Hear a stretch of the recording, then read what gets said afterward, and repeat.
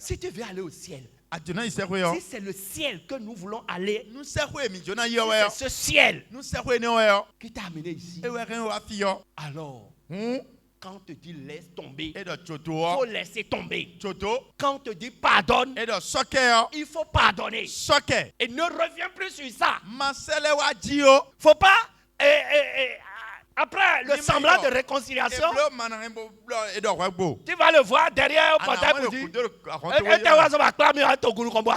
pourquoi tu m'as amené devant le peuple tu m'as honni la vraie honte là, unya nu gon bo ça attend. Et de Les thé. indélicats au portail de l'enfer. osien de honte gbo serwe La vraie honte là, la honte de l'enfer. unya zo meton Au milieu des flammes, de dis, tention be de jiji we allez voir mi kon une femme nyonu de en enfer. Le Je ne vais sommet. jamais oublier cette histoire. won tan kon gbere ya Qui a juré qu'elle ne va jamais pardonner ce que son mari lui a e fait. kule do mi kuna so we ki aso mi ton gbere nu we wa nu mi o C'est un enfer. Elle a la Bible en main, en Eh, train de ma- prêcher en enfer, le en train de sommet, prier en le enfer. ma- Et la le flamme sommet, l'embrasse bo encore. so no le vumble dogo Parce qu'elle a refusé de pardonner. e gbe do mi kuna so we keme o Cette femme nyonu ne yo qui gagne des âmes, elle sort pour aller évangéliser. Avec la Bible en main. Elle va de quartier en quartier pour évangéliser. Et elle apprend un jour que son mari a eu d'aventure avec une fille dans le quartier. Et la fille est tombée enceinte. Pour elle, c'est une grande trahison. Une trahison qu'elle ne pouvait jamais imaginer. Mais l'homme, dans un esprit d'humilité, est venu s'agenouiller devant pour lui demander pardonne. Je reconnais que j'ai fauté. Et c'est quand l'homme est venu lui demander pardon que la colère là encore s'est enflammée encore en elle.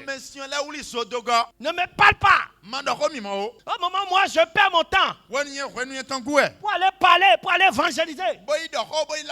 Toi tu prends ton temps pour vivre ta vie comme tu veux. Je ne vais jamais te pardonner.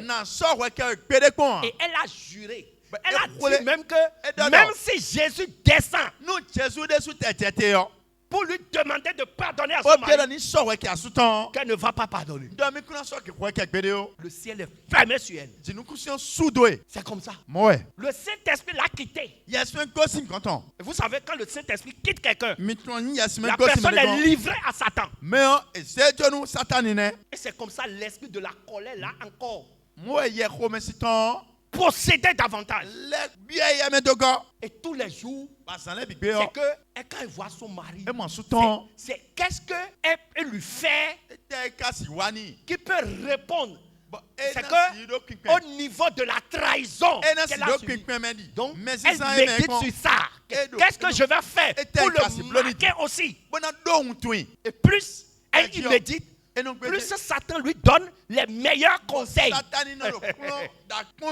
le Saint-Esprit n'est plus ton conseiller, qui est ton conseiller à ton avis? Qu'est-ce que tu penses? C'est le diable qui est devenu son conseiller.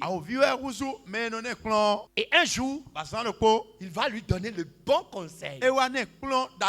Et elle s'est renseignée sur là où la fille vit. Et elle a préparé son coup. Elle a préparé une épée sur elle en cachette. Et elle est allée chez la fille qui a été engrossée. Elle voit la fille. Quand la fille l'a vue, tout tremblante, elle est venue. Vraiment, maman, c'est un accident. Oui, je sais, c'est un accident. Tu es venu détruire mon foyer, c'est ça, non? Elle a sorti l'épée. L'a tué. Oui. L'a poignardé. Elle a quitté là. Elle est venue à la maison. Son mari est venu. Laisse tomber. Je ne vais pas le pardonne-moi. Qui devant moi? Il a pris l'épée. L'a poignardé son mari. L'a tué le mari. Le conseiller est maintenant, il va aller faire la prison. Au lieu d'aller faire la il faut finir avec toi-même. Qu'est-ce que tu as encore à faire sur cette terre? Avec toute cette trahison-là. Non, il faut que toi-même tu vas là-bas.